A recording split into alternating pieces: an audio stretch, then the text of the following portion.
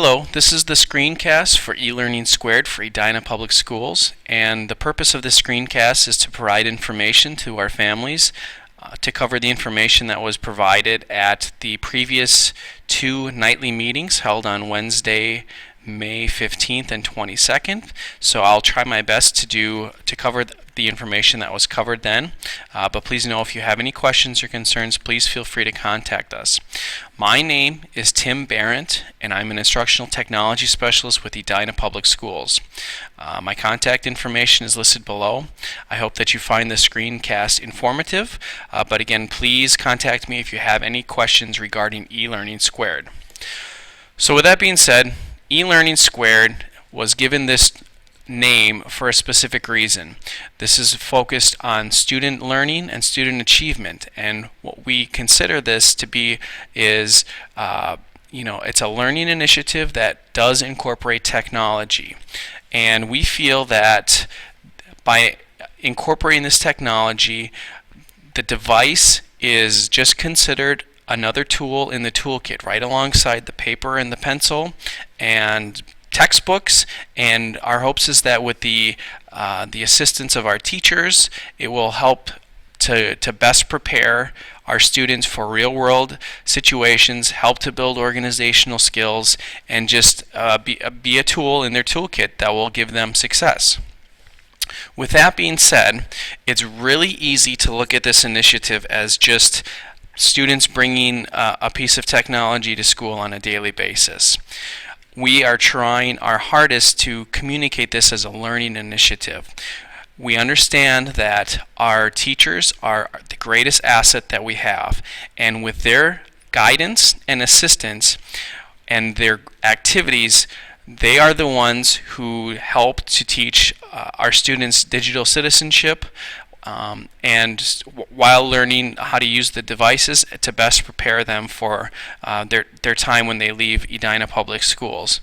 And we are offering many opportunities for our teachers to learn, to have professional development, and to expand their activities in their curriculum, to utilize these technologies in their classes.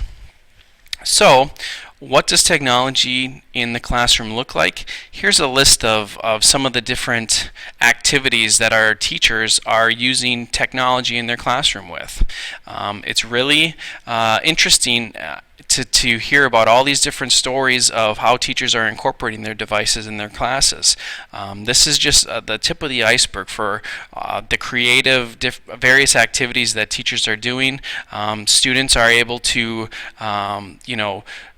do group assignments on the weekends, and it really encompasses the anytime, anywhere learning that allows more of a customized experience, personalized experience, and we see that as very critical nowadays with the changing learning environment.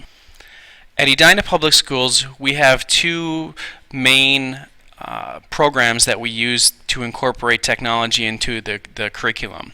The first is the Google Apps, which is a cloud-based free software package that is accessible on nearly every device, and that involves Google Docs, a calendar, presentations, and the vast majority of our teachers incorporate the Google Apps into their learning activities.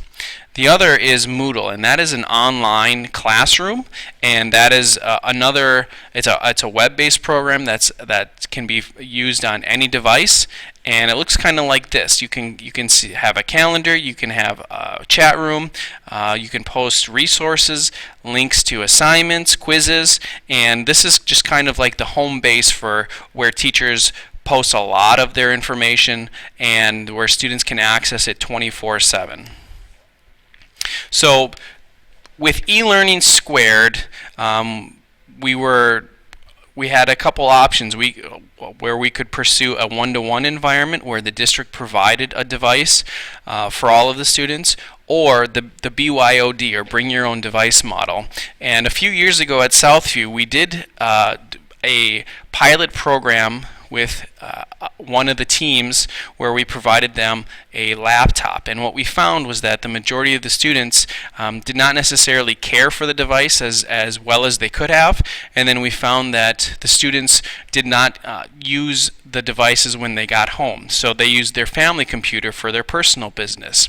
If we look at the BYOD, the Bring Your Own Device model, we found that the ownership and the care for the device is much more, a higher percentage for that. And then just overall ownership of the device, having knowledge of the device, how it works, and being able to do all of your business on there at once, we find that model to be much more welcoming for us. It's more fiscally responsible for the district, and it's something that a lot of the real world scenarios tend to be heading in this direction as well.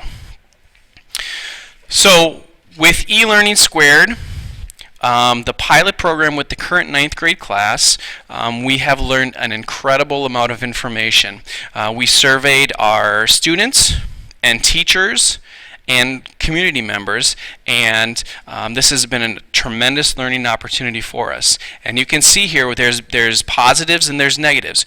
We want to be completely transparent in this process to make sure that we are listening and we are reflecting on that and finding ways to resolve those things that can improve the overall experience for those that are affected. So we are continuously listening to everybody and incorporating that into the decisions that are being made. So here's where we get to the good stuff with the Best Buy and the Geek Squad. This is what makes this initiative very exciting. This is a one-of-a-kind pilot program with Best Buy and Edina Public Schools. What this involves is that for what we've been doing since January of this year is that our current 9th grade students have access to purchase a device through a custom Best Buy web store. This is completely optional and it's not required. This is purely an opportunity to buy a device at a very, very aggressive price. It also includes having Geek Squad services available for free to any student or staff member 1 or 2 days before school during the week, even if you are participating in the initiative or not. So what this involves is, for last year's 9th grade class, this is what their web store experience looked like. And you can see we have 4 different devices. If you look at the Samsung tab on the side, that retails for $199, but for our students, you can purchase that for $49.99. That was by far the student preferred model just because of its size, its portability, but we did hear some buyer's remorse of the students not being able to type, or if you try to write a college level paper on that device, it could be very cumbersome and difficult. The second option is the Samsung Chromebook, which is the teacher preferred model. And that one is a fantastic device that retails for $249, but is available for our students for $99. And that comes with around a 7-hour battery life. It's very lightweight. It uses the Google Chrome operating system, where you turn it on and it takes 7 seconds to load up, and as long as you have internet connection, you can go into the Edina apps or the Google apps, and it's just working off of an internet web-based cloud-based system. The other 2 devices are the Lenovo and the Toshiba. Those are laptops. They're around the $400 to $500 range, and we found that they're great devices, but they're a little heavier than the other 2, and they weren't quite as popular. So what this means is that this is the device lineup for today, and I'm not saying it will be this way in the future, because as you know, devices constantly change and are evolving. So our hopes is to provide the devices that are the latest and the greatest, and all that we need to do is just give Best Buy 2 to 3 weeks heads up, and we tell them what we want in our web store, and then they can make that accommodation available for us. So here's the proposed timeline. You can see on the left it shows the 2 meeting dates that we had towards the end of May, and then on May 28th is the next school board meeting, and at that time we will update the board on all of what's happened with the pilot 9th grade class for eLearning Squared, and then we will make a formal recommendation whether to continue with the 9th grade and or expand to the 6th grade. We've talked to 6th grade teachers, administration, community members, and at this point all signs are pointing towards the continuation and expansion. But after that board meeting, we'll make our formal presentation and recommendation, and then those will kind of be the next steps. If it is implemented, what we will do is we will be very clear on communicating the process, the steps, and what's next for those affected families. And we're thinking that in early July we will make communications to those families that are affected, and to let them know that Best Buy is going to be sending an email, and then that the web store would open up probably the second week of July and then be open for the remainder of the school year. If you are already going to bring a device, that is great too. You do not have to buy from this Best Buy web store. If you have an Apple device or any other device, you can absolutely bring that in. We do have wireless training on our website, and those are required to bring in order to bring the devices in. So be sure to check that out on our website. And again, if there are families that are considered free and reduced lunch, we will provide them a 3G Chromebook, and that's what we did with the 9th grade pilot, and it works out very well, and the students were very appreciative to receive those devices, and so we've accounted for those. As I wrap up here, this is my contact information. I covered the majority of the information that was discussed at those family meetings. But if there's anything I perhaps did not cover that you would like more information on, please feel free to contact me at this information, and I will be glad to follow up with you and have a conversation.